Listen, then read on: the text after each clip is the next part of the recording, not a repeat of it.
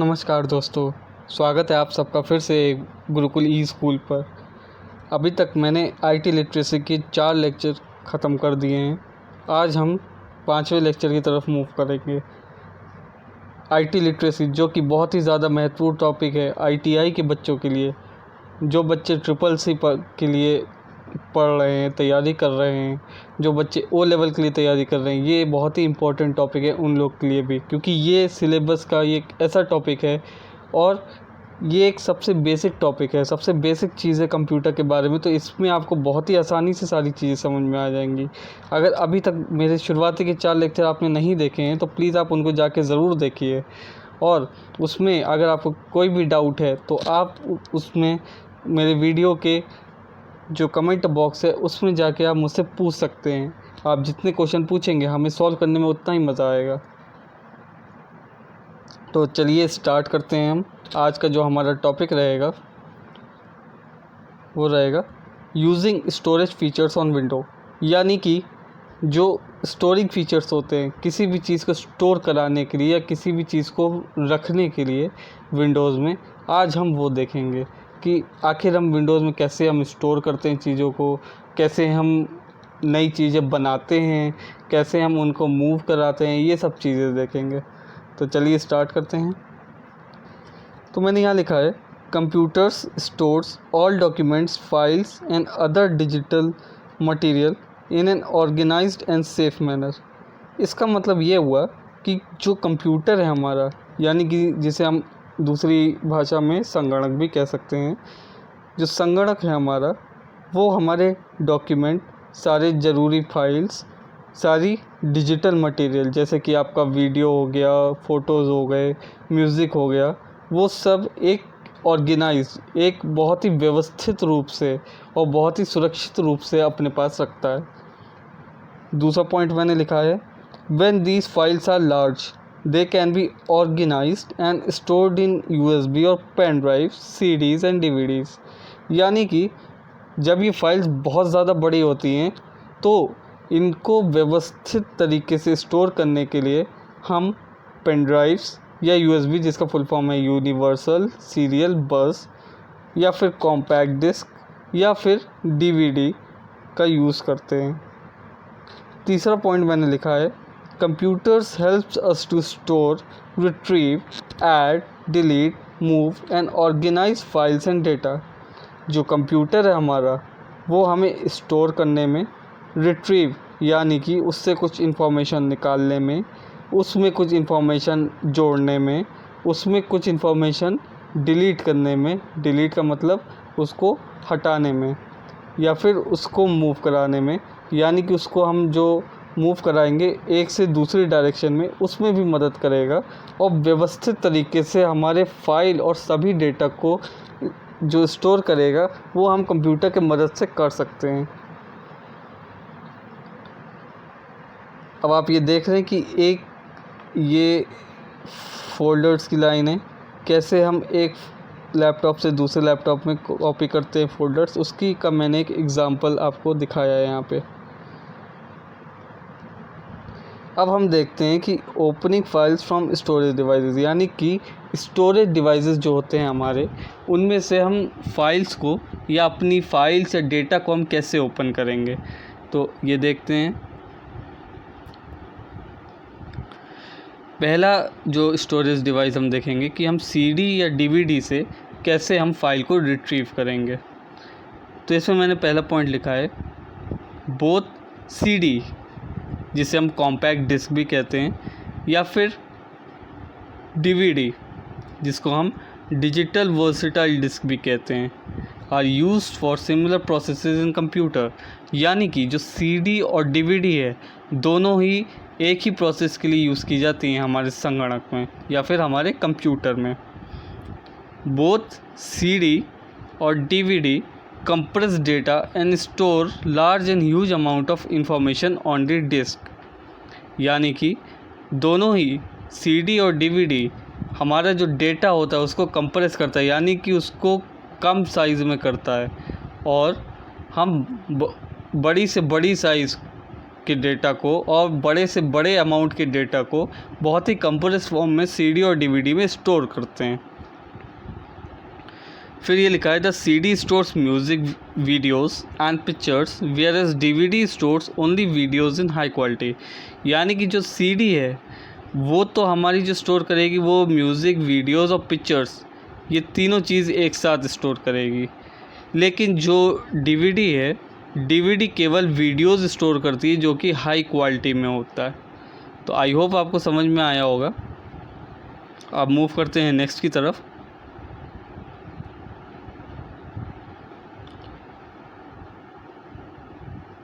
यहाँ पे मैंने एक एग्जांपल दिया है कि कैसे आप एक CD या DVD को आप DVD राइटर में अपने CPU में इंसर्ट कराते हैं। जस्ट लाइक आपका ये एक CPU है, यहाँ पे एक बटन दे रखा है, तो आपने इसको प्रेस किया। जैसे ही आपने प्रेस किया एक ट्रे इजेक्ट हो गई, यानी कि एक ट्रे बाहर निकल आई, उस पर आपने इस CD या DVD को रख दिया। उसके बाद जब आपने रख दिया फिर दोबारा से आप इस बटन को प्रेस करोगे। जब इस बटन को प्रेस करोगे तो ये ट्रे जो है ये अंदर की तरफ चली जाएगी। तो इस तरीके से हम अपनी CD और DVD को CPU में लगाते हैं। सिंपल ये वैसा ही प्रोसेस है। आपने जैसे अपने घर में आपके DVD होगा या आपके घर में BCD प्लेयर होगा या फिर आपका कोई भी प्लेयर होगा, तो आप उसमें क्या करते हो, पहले आप बटन दबाते हो, एक ट्रे बाहर आती है, उसके अंदर CD रखते हो, फिर उसका फिर बटन दबाते हो, वो ट्रे अंदर जाती है, तभी तो वो प्ले होता है। तो सेम जो काम है वो CD राइटर या DVD राइटर का CPU में होता है। ये मैंने यहाँ पे एक दिखाया कि कैसे लैपटॉप में इजेक्ट करते हैं। लैपटॉप में भी यहाँ पे एक आपको बटन दिखेगा, उस बटन को जैसे ही आप दबाओगे तो एक ट्रे इजेक्ट हो जाएगी बाहर की तरफ, और उसके बाद आप उसमें CD प्लेस कर दोगे और फिर डायरेक्ट ट्रे को आप पुश कर दोगे लैपटॉप के अंदर। तो ये होता है लैपटॉप में प्रोसीजर कि कैसे हम CD और DVD राइटर को ओपन करेंगे और उसके अंदर हम ये चीज़ CD रखेंगे।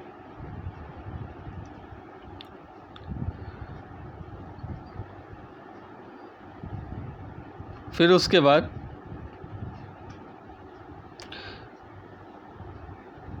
हम मूव ऑन करते हैं नेक्स्ट पर। तो यहाँ पे जैसे ही आप इंसर्ट करोगे तो आपके स्क्रीन पर एक ऑटो प्ले का बॉक्स बन के आएगा। तो जैसे ही ये ऑटो प्ले का बॉक्स आपके में बन के आएगा तो यहाँ पे आपका DVD या CD का नाम लिख के आएगा, और यहाँ पे आप जैसे कि अगर ब्लैंक है आपकी DVD या CD तो आप यहाँ पे बर्न फाइल्स करोगे। याद रखिएगा, जब आप डेटा को CD या DVD में डालते हो तो आपको उसको बर्न करना होता है। कंप्यूटर की भाषा में हम उसको बर्न करना कहते हैं। जब भी CD और DVD में आप डेटा डालोगे, ऐसे सिंपली उस समय ये फीचर नहीं था कि ये सिंपली आपने एक जगह से कॉपी उठाया और आपने दूसरी जगह पे पेस्ट कर दिया। USB ड्राइव्स में तो आप ऐसा कर सकते हो, लेकिन CD और DVD में आपको अगर डेटा स्टोर कराना है तो आपको उसको बर्न करना पड़ेगा। उसके बाद नीचे एक ऑप्शन आता है open folder to view files. इसमें नहीं दिख रहा है लेकिन इसमें नीचे एक ऑप्शन आता है open folder to view file. जब आप उसको क्लिक करोगे तो जब जैसे ही क्लिक करोगे तो CD के अंदर का जितना कंटेंट होगा आपको एक अलग फोल्डर में दिखाई पड़ जाएगा। तो हम इस तरीके से कंप्यूटर में CD और DVD की फ़ाइल को ओपन करते हैं। नेक्स्ट है हमारा USB ड्राइव। USB ड्राइव की फ़ंक्शन के बारे में, वो क्या करती है और उसको हम कैसे लगाते हैं, कैसे यूज़ करते हैं, बहुत ही डिटेल्ड में मैंने अपने दूसरे लेक्चर में दे रखा है जिसका नाम है एक्सप्लोरिंग ए कंप्यूटर, और इसका जो लिंक है वो मैंने अपने वीडियो के डिस्क्रिप्शन में डाल रखा है। तो अगर आपको इसको पढ़ना है तो आप मेरे लेक्चर 2 पर जाएं, एक्सप्लोरिंग ए कंप्यूटर, और उसमें जो डिस्क्रिप्शन में जो आपका लिंक है उस पर जैसे ही आप क्लिक करेंगे आप उस लेक्चर पे पहुंच जाएंगे, और वहां जाके आप USB का फंक्शन एक बार फिर से देख सकते हैं कि USB कैसे काम करती है, USB को कैसे इंसर्ट करते हैं, कैसे इजेक्ट करते हैं, सब कुछ। नेक्स्ट मूव करते हैं स्टोरेज डिवाइसेस पे। 3 तरीके के स्टोरेज डिवाइसेस होते हैं: primary storage devices, secondary storage devices and tertiary storage devices. तो प्राइमरी स्टोरेज डिवाइसेस जो होते हैं वो कौन कौन से होते हैं हमारे? 2 तरीके के होते हैं, रैम एंड रोम। रैम जिसका कि फुल फॉर्म है रैंडम एक्सेस मेमोरी, और रोम का हमारा क्या फुल फॉर्म है? Read only memory. अब इसका यूज़ समझते हैं। रैम क्या है? RAM allows the computer to read data quickly to run applications. It allows reading and writing both. यानी कि जो रैम होती है हमारे कंप्यूटर में, वो हमारे कंप्यूटर को डेटा को जल्दी से जल्दी रीड करने के लिए और हमारे एप्लीकेशन को रन करने के लिए रिस्पॉन्सिबल होता है। और ये बोथ रीडिंग और राइटिंग को सपोर्ट करता है, यानी कि वो रीड भी करेगा और इसमें आप लिख भी सकते हैं, डेटा स्टोर भी कर सकते हैं। कंप्यूटर की भाषा में लिखने का मतलब होता है कि आप स्टोर कर रहे हो, और रीडिंग का मतलब होता है कि आप उस डेटा को रिट्रीव कर रहे हो आप उस डेटा को खोल रहे हो उससे। रोम जो होती है, ROM stores the program required to initially boot the computer. यानी कि जो रोम होती है उसके अंदर जो आप कंप्यूटर बूट करते हो, यानी कि जब आप कंप्यूटर फॉर्मेट करते हो और दोबारा से विंडोज़ इंस्टॉल करते हो, तो उसको कहते हैं हम बूटिंग। तो जब आप बूटिंग करोगे तो उसमें एक प्रोग्राम चाहिए होता है, तो वो जो प्रोग्राम होता है वो आपका रोम में स्टोर होता है, और इस डेटा में आप कोई भी चेंज नहीं कर सकते, बल्कि आप रैम के डेटा में चेंज कर सकते हो, लेकिन आप रोम के डेटा में चेंज नहीं कर सकते। इसलिए रोम सिर्फ रीडेबल डिस्क होती है, यानी कि इट अलाउज ओनली रीडिंग, यानी कि आप केवल उससे डेटा देख सकते हो कि उसके में क्या क्या डेटा है, लेकिन उसमें आप कोई भी चेंज नहीं कर सकते। अब मेन डेफिनेशन समझते हैं कि इनकी क्या है। रैंडम एक्सेस मेमोरी और RAM is a form of data storage that can be access randomly at any time. यानी कि ये एक ऐसी मेमोरी है, ऐसी डेटा स्टोरेज मेमोरी है जिसको आप कभी भी एक्सेस कर सकते हैं, किसी भी समय, कभी भी और कैसे भी एक्सेस कर सकते हैं। In any order and form any physical location. तो इसका यही मतलब हो गया। रोम की डेफिनेशन देखते हैं। रीड ओनली मेमोरी और ROM is also a form of data storage. यानी कि रोम भी एक तरीके का डेटा स्टोरेज है that can not be easily altered और रीप्रोग्रामिंग, जो कि आसानी से बदलाव नहीं किया जा सकता उसमें, और ना ही रीप्रोग्राम, यानी कि फिर से प्रोग्राम उसको नहीं किया जा सकता। अब हम नेक्स्ट देखते हैं सेकेंडरी स्टोरेज डिवाइसेस। तो आप इससे भली भांति परिचित होंगे। ये एक हार्ड डिस्क है। अब हार्ड डिस्क भी दो तरीके की होती हैं। ये वाली जो है वो इंटरनल हार्ड डिस्क है, और ये एक्सटर्नल हार्ड डिस्क, जो कि आजकल बहुत ज़्यादा प्रचलित है डिजिटल मार्केट या ऑनलाइन मार्केट या फिर आपका जो बाहरी मार्केट है वहाँ में। तो पहले तो ये एक इंटरनल हार्ड डिस्क है, ये एक एक्सटर्नल हार्ड डिस्क है। अब बात आती है पोर्टेबिलिटी। यानी कि पोर्टेबिलिटी मतलब होता है कि किसी भी चीज़ को एक जगह से दूसरी जगह ले जाना। तो ये क्या इंटरनल हार्ड डिस्क के साथ पॉसिबल होगा? बिल्कुल नहीं, क्योंकि ये सीपीयू में इनबिल्ट होती है या फिर सीपीयू में लगी होती है। जबकि आपकी एक्सटर्नल हार्ड डिस्क, आपकी नाम से ही पता चल रहा है एक्सटर्नल है, तो मतलब बाहरी हार्ड डिस्क है, बाहर से हम इसको कनेक्ट कर सकते हैं, इसको आप कहीं से एक जगह से दूसरी जगह ले जा सकते हैं, तो पोर्टेबिलिटी में यस आ जाएगा। अब बात करते हैं इसके प्राइस की। अगर हम इसके प्राइस की बात करें तो जो इंटरनल हार्ड डिस्क होगी वो सस्ती होगी, और जो एक्सटर्नल हार्ड डिस्क होगी वो महंगी होगी। ऑब्वियस सी बात है, जो उसमें मटेरियल यूज़ होगा एक्सटर्नल हार्ड डिस्क में वो ज़्यादा अच्छा होगा इंटरनल हार्ड डिस्क से। इसके बाद हम बात करते हैं स्पीड, यानी स्पीड की मतलब गति। अब जो इंटरनल हार्ड डिस्क का ऑपरेशन है, मतलब जो काम इंटरनल हार्ड डिस्क पे चल रहा है वो तेज़ी से होता है, जबकि जो काम एक्सटर्नल हार्ड डिस्क पे आपका चलेगा वो बहुत धीमे धीमे चलेगा। तो ये भी एक बहुत बड़ा फैक्टर हो जाता है। इसके बाद हम उसके साइज़ यानी आकार की बात करते हैं। तो उसका जो साइज़ है इंटरनल हार्ड डिस्क का वो बड़ा होता है, जबकि ये एक्सटर्नल हार्ड डिस्क जो होती हैं बहुत छोटी होती हैं। तो आई होप आपको सेकेंडरी स्टोरेज डिवाइसेस समझ में आए होंगे। अब मूव ऑन करते हैं टर्शियरी स्टोरेज डिवाइसेस, जो कि हमारी 3 तरीके की है। ऑप्टिकल डिस्क, वही जो मैंने आपको बताया था, जो सीडी और डीवीडीज़ हैं वो ऑप्टिकल डिस्क है, ये एक टर्शियरी स्टोरेज डिवाइस है। इसके बाद आती है USB flash drive. USB flash drive से आप कंफ्यूज ना हो, यूएसबी फ्लैश ड्राइव को हम पेन ड्राइव भी कहते हैं। उसी के अंदर पेन ड्राइव भी आ जाती है, मेमोरी कार्ड रीडर भी आ जाती है, और तमाम तरीके की यूएसबी फ्लैश ड्राइव्स आ जाती हैं। और तीसरा है हमारा मेमोरी कार्ड। मेमोरी कार्ड बहुत ही कॉमन आपका स्टोरेज डिवाइस है, जो कि आप फ़ोन्स में, कैमरास में यूज़ करते हैं, ताकि आप उसमें डेटा को स्टोर करा सकें, चाहे वो आपका फ़ोटो हो, चाहे आपका वो वीडियो हो, चाहे वो आपका कोई भी म्यूज़िक हो। तो वो मेमोरी कार्ड बेसिकली आप स्मॉल डिवाइसेस या हैंड हेल्ड डिवाइसेस पे यूज़ कर सकते हैं। इसके बाद हम समझते हैं कि कोई भी नया फोल्डर और फाइल हम विंडोज़ में किस तरीके से बनाते हैं। Creating a new folder of files in Windows. Okay, तो यहाँ पे मैंने एक आपको GIF दिखाया है। इनने क्या किया, पहले ये इनने राइट क्लिक किया और वो गए, फिर से दिखाता हूँ आपको। पहले इन्हें राइट क्लिक किया, वो न्यू पे गए, फिर फोल्डर पे क्लिक किया तो न्यू फोल्डर क्रिएट हो गया। अब रीनेम करने के लिए आपने सपोज दैट उसका नाम दिया टेस्ट, तो ये आपका एक न्यू फोल्डर क्रिएशन हो गया। अब इसके बाद हम करते हैं कि न्यू ऑप्शन, जैसे हम राइट क्लिक करेंगे न्यू ऑप्शन पे जाएंगे तो हम क्या क्या चीज़ें क्रिएट कर सकते हैं। क्या हम सिर्फ फोल्डर ही क्रिएट करेंगे? नहीं, हम चाहें तो उसमें कोई एक वर्ड डॉक्यूमेंट क्रिएट करना चाहें, हम चाहे तो उसमें किसी और फोल्डर में करना चाहे, हम चाहे तो उसमें कुछ और करना चाहे, तो उसके हिसाब से हम देखते हैं कि उस न्यू ऑप्शन में क्या क्या चीज़ें होती हैं। तो न्यू ऑप्शन में पहला ऑप्शन क्या देता है आपको, कि आप एक न्यू फोल्डर को क्रिएट करें जिसमें कि आप अपना डेटा को स्टोर कर सकें। सेकंड ऑप्शन देता है कि आप एक नए MS वर्ड डॉक्यूमेंट को ओपन कर सकते हैं।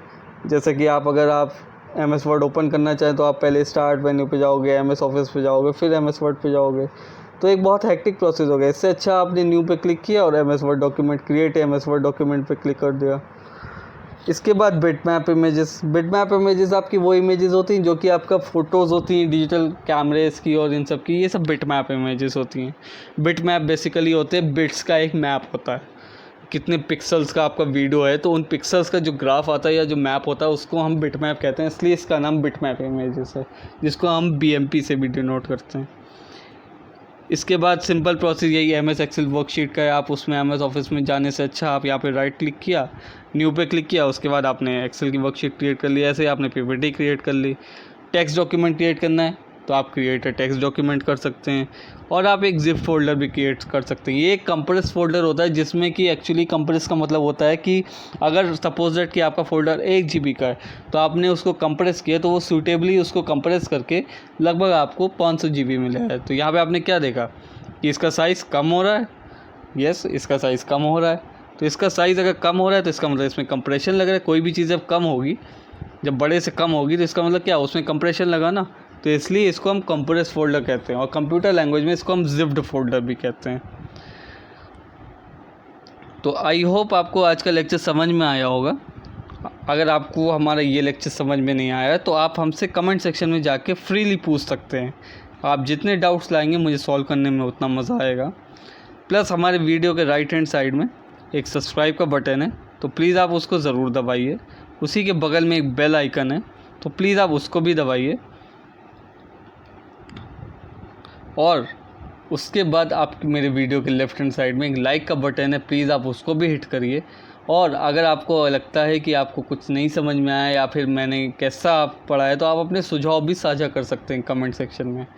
और अपने दोस्तों को ज़्यादा से ज़्यादा शेयर कीजिए और अपने उन साथियों से कहिए कि वो अपने साथियों को शेयर करें। तो इससे हमारी जो नॉलेज पहुंचाने की जो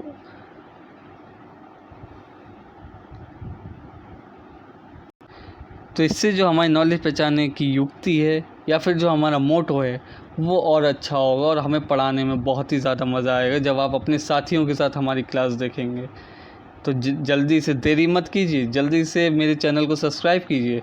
ये सब्सक्रिप्शन बिल्कुल ही फ्री ऑफ कॉस्ट है, कोई कॉस्ट नहीं लगता इसका। आप इसको जाके बस लाल बटन को दबा दीजिए और लेफ़्ट हैंड साइड में लाइक बटन को दबा दीजिए।